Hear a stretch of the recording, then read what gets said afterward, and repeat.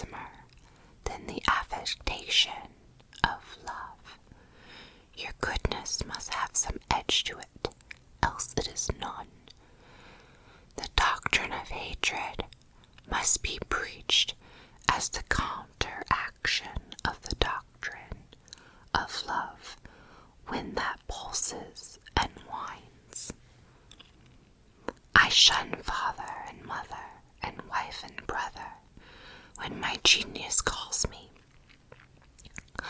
I would write on that lintels of the doorpost whim. I hope it is somewhat better than whim at last, but we cannot spend the day in explanation. Expect me not to show cause why I seek or why I exclude company. Then, again, do not tell me, as a good man did today, of my obligation to put all poor men in good situations. Are they my poor? I tell thee, thou foolish philanthropist, that I grudge to whom I do not belong. There is a class of persons to whom, by all spiritual affinity, I am bought and sold. For them I will go to prison, if need be.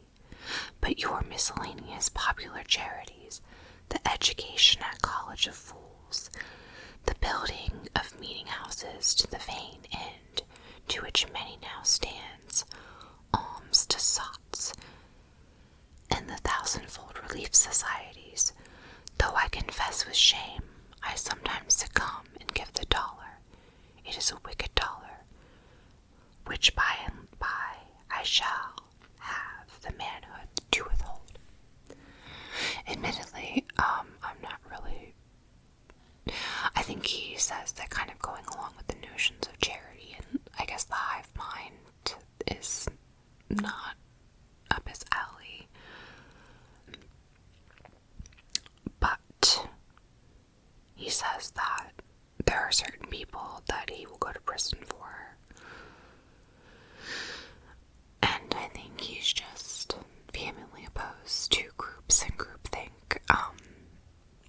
Yeah, this is just a very profound sentiment that is illustrated in so many ages, and it's so funny because I've been seeing more, whether it be YouTube videos or things from maybe the 1960s, like some Buddhist doctrines, Alan Watts, that kind of thing, where, you kind of have to go with your own inner guidance, the divine light within. And I'm actually reading a book right now online. It's called like Black and White Magic by, I think the guy's last name is Hartman, but it was written in 1888, and it's shockingly similar. And it's just so funny because I think that there are universal truths that kind of speak to people in every age, and it's illustrated here by Emerson in his own way. But I think that we're all drawn to write or read and illustrate these points because we all need to be reminded that we have this divine spark within us that knows truth, that when you shed away the layers and that layer and that layer, and you keep on asking yourself, what is truth? What feels right to me? You ultimately get there. It's just a matter of reminding yourself again and again. So, I'll go back to the text. Here we go. Virtues are, in the popular estimate, rather the exception than the rule. Virtues are, in the popular estimate, rather the exception than the rule. So, he doesn't think that these are virtuous institutions, and that makes sense. There is a man and his virtues.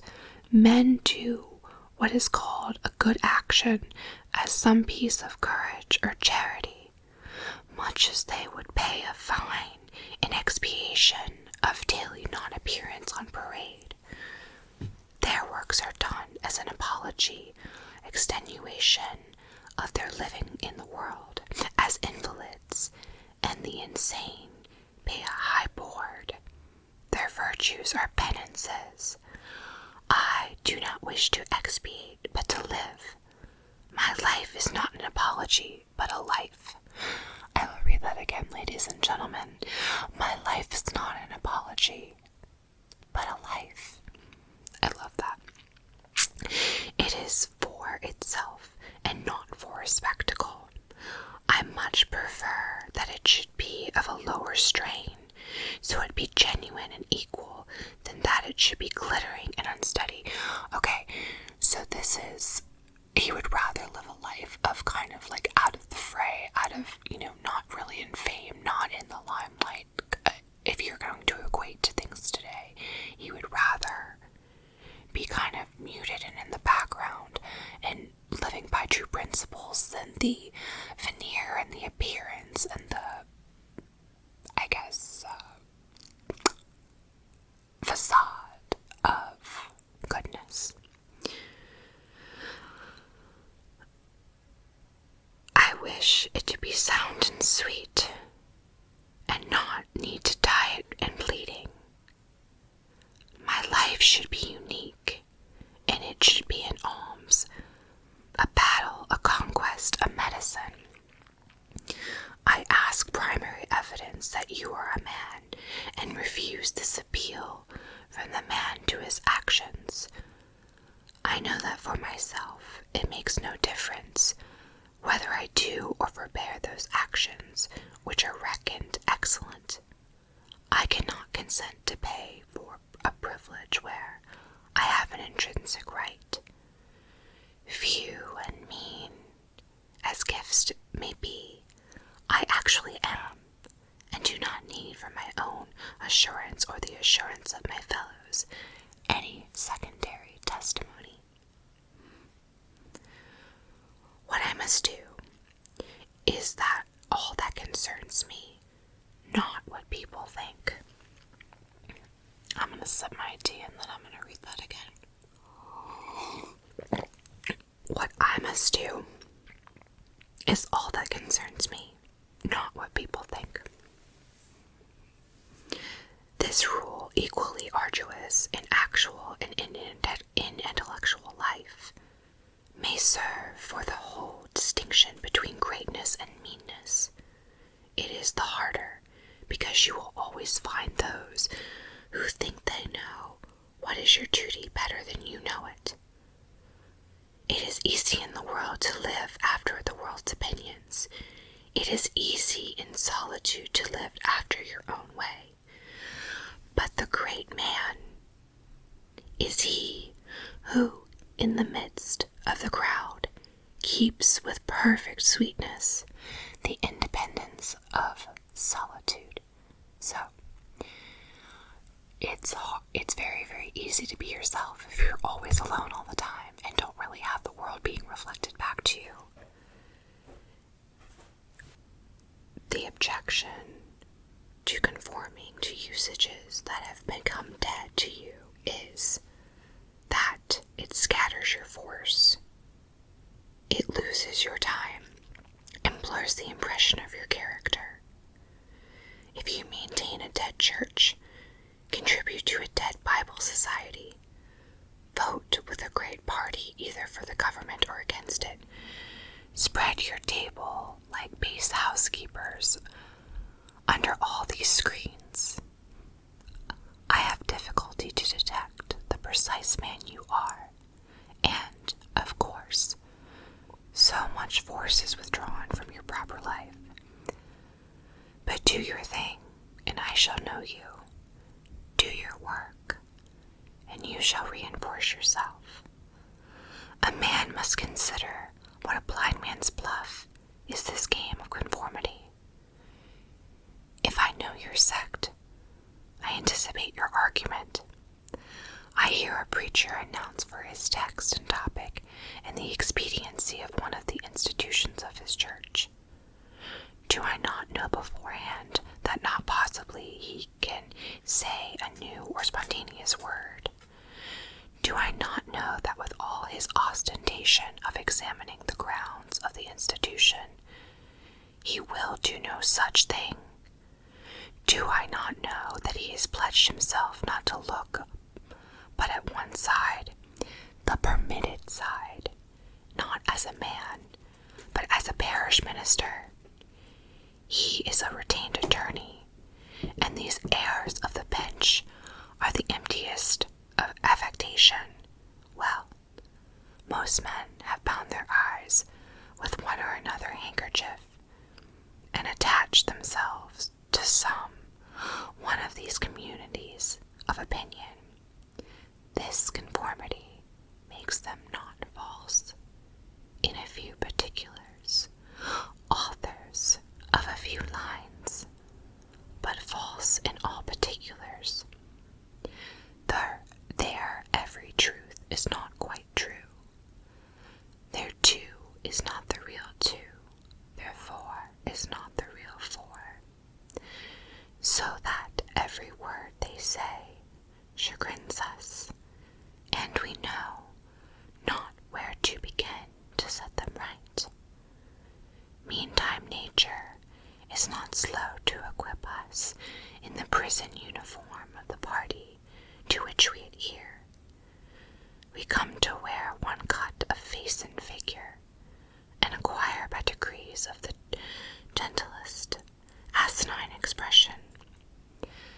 There is a mortifying experience in particular, which does not fail to wreck itself, also in the general history. I mean, the foolish face of praise, the forced smile which we put on in company where we do not feel at ease, in answer to conversation which does not interest us. Okay, so I'm so glad that Emerson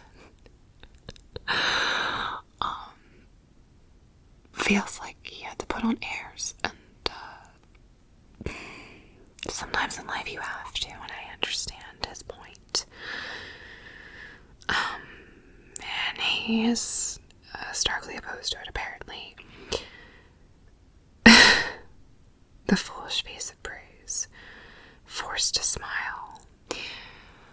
I know what he means, he's ultimately, he's a great resistor, and he was, a transcendentalist, and essentially bedfellows with Thoreau, who wrote Civil Disobedience, and they did not like to be inauthentic, truly, and they were truly the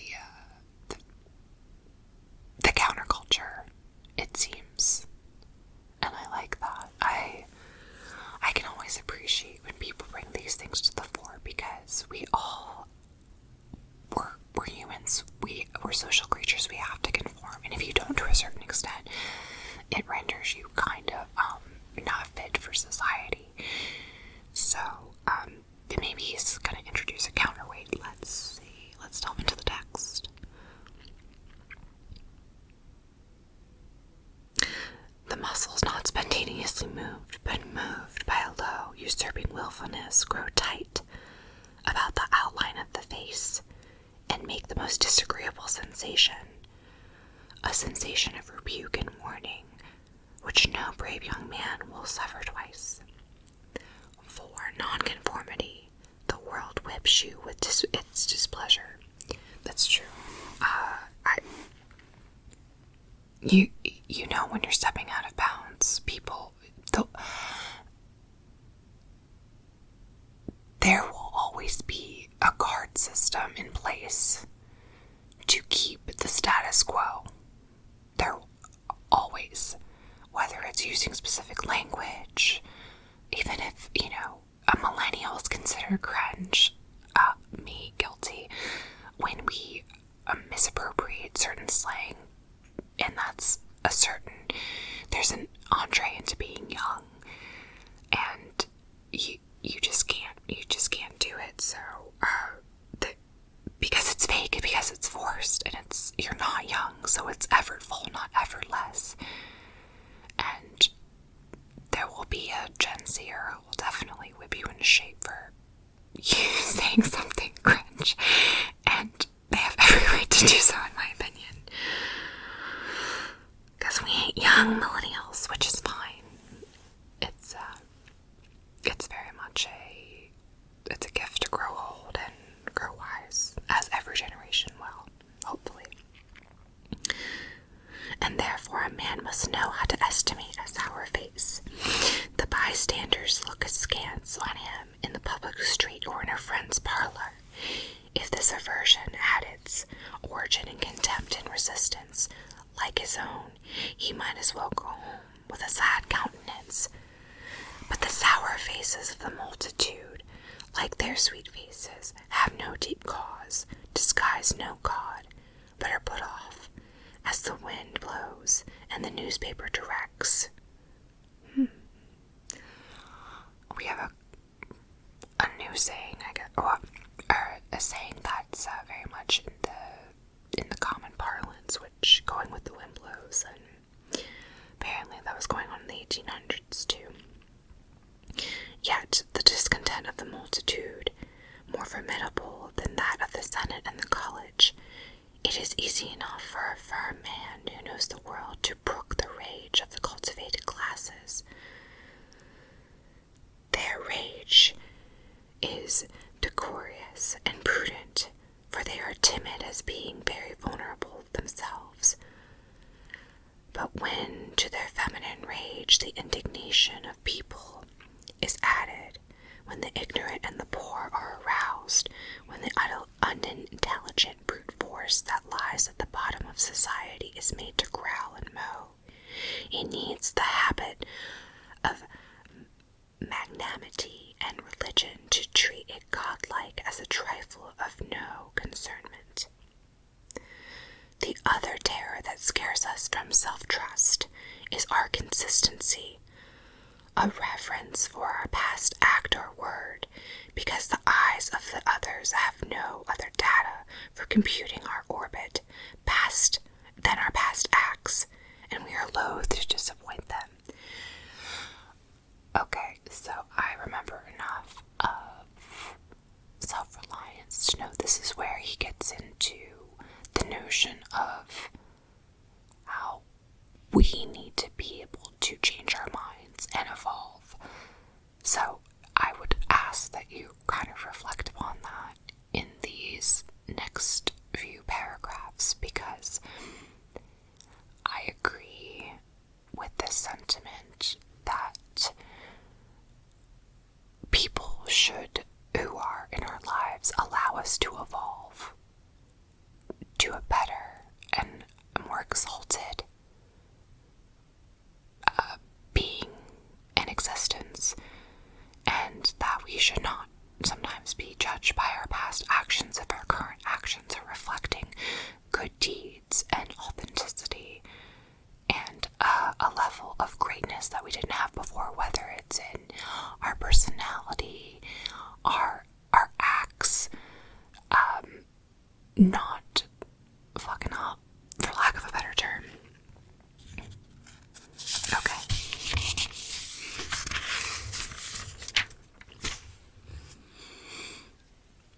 I'm taking another sip of tea.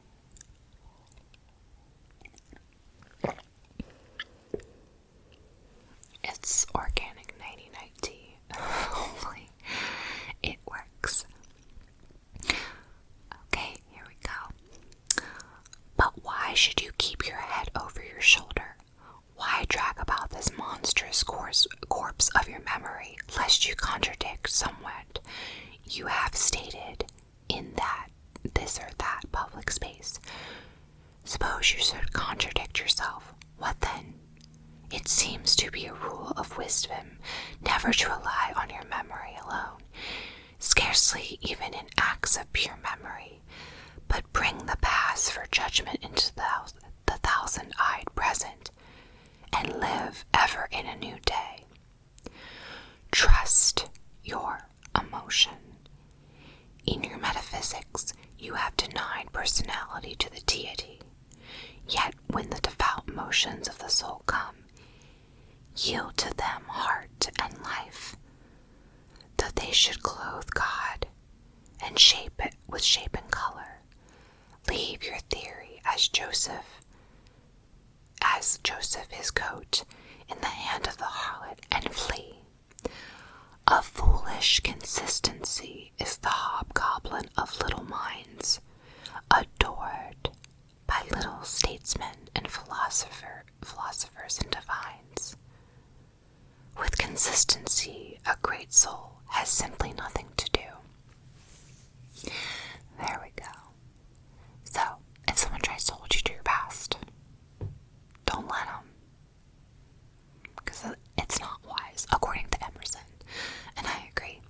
And actually, it's a very famous line in here when he says, a foolish consistency is the hobgoblin of little minds. Yeah. And it leaves no room for growth. And it looks like when I was in college, I wrote, consistency leaves no room for growth. He may as well concern himself with the shadow on a wall. Out upon your guarded lips, sew them up with packthread too, else you would be a man. Speak what you think today in words as hard as cannonballs, and tomorrow speak what tomorrow thinks in hard words again, though it contradict everything you said today. Ah, then, exclaim the aged ladies, you shall be sure to be misunderstood. Misunderstood. It is a right fool's word. Is it so bad then to be misunderstood? Pythagoras was misunderstood, and Socrates, and Jesus, and Luther, and Copernicus, and Galileo, and Newton, and every pure and wise spirit that ever took flesh. To be great is to be misunderstood. To be great is to be misunderstood, y'all. I suppose no man can violate his nature. All the sallies of his will are rounded by the law of his being, as all the iniquities of Andes and Himalaya are insignificant in the curve of the sphere. Nor does it matter how you gauge and try him. A character is like an acrostic or an Alexandrian stanza. Read it forward, backward, or across, it still spells the same thing. In this pleasing contrite wood life, which God allows me, let me record day by day my honest thought, without prospect or retrospect, and I cannot doubt it will be found symmetrical, though I mean it not, and see it not. My book should smell of pines and resound with the hum of insects. The swallow over my window should interweave that thread or straw he carries in his bill into my web also. We pass for what we are. Character teaches above our wills. Men imagine that they communicate their virtue or vice only by overt actions, and do not see that virtue or vice emit a breath in every moment. Yeah. Yes. I agree. Fear never, but you shall be consistent in whatever variety of actions, so they be honest and natural in their hour. For of one will, the actions will be harmonious, however unlike they seem. These varieties are lost when seen at a little distance and a little height of thought. One tendency unites them all. The voyage of the best ship is a zigzag line of 100 tacks. This only microscopic criticism. See the line from a sufficient distance, and it straightens itself to the average tendency. Your genuine action will explain itself, and will explain your other genuine actions. Your conformity explains nothing. So I'm going to read that in a soft voice and not a whisper. Your genuine action will explain itself, and will explain your other genuine actions, your conformity, explains nothing. Act singly, and what you have already done singly will justify you now. Greatness always appeals to the future. Isn't that this? Yeah, that's so true. If you think about Van Gogh or all the posthumously famous authors who, at their time, people thought they were crazy and just not with it. People are so appreciated after death. It's so funny that I think sometimes people's off-kilter personalities kind of, unfortunately, do a disservice to their art, completely unwittingly, when in fact it should enhance it. To know Van Gogh was probably, the way he wrote was just so incredible, but he famously never sold a painting, and if he only knew, he probably does know, that he would be great. I'm sure he did know, to a certain extent, quite honestly. He seems like that type that would be intuitive and kind of have a knowing about things. Tesla was another one, famous posthumous, he was another great person who kind of went to the beat of his own drum. Not kind of, he very much did so. And now he has a car company named after him. By the way, Edison stole so much of Tesla's stuff, and Tesla was genuinely the brilliant one, and Edison was the businessman. I'm sure a lot of you know that, but that's just a little trivia for today, because you hear the word Tesla and you think that he was some sort of successful maniac, and he wasn't. He was being screwed, unfortunately, because he was weird and being taken advantage of. Greatness always appeals to the future. If I can be great enough now to do right by and scorn eyes, I must have done so much right before as to defend me now. Be it how it will, do right now. Always scorn appearances, and you always may. The force of character is cumulative. All the foregone days of virtue work their health into this.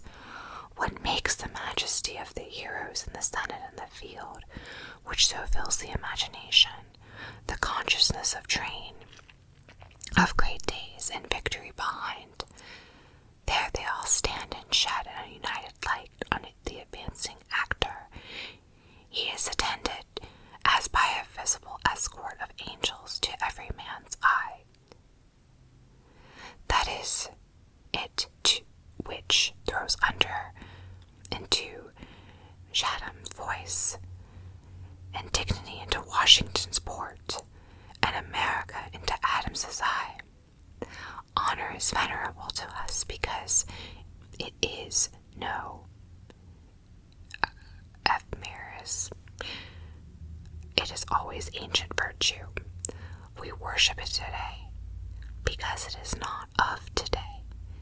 We love it and pay homage because it is not a trap for our love and homage, but it is self-dependent, self-derived, and therefore of an old, immaculate pedigree, even it is shown in a young person. I hope in these days we have heard the last of conformancy and consistency. I'm sorry to disappoint you, sir. Let these words be gazetted and ridiculous henceforward. Instead of the gong for dinner, let us hear the whistle from the Spartan life. Let us bow and apologize nevermore. A great man is coming to eat at my house. I do not wish to please him. I wish that he should wish to please me. I will stand here for humanity, and though I would make it a kind, I would make it true. Let us affront and reprimand the smooth mediocrity and the squalid contentment of the times, and hurl in the face of custom and trade and office the fact which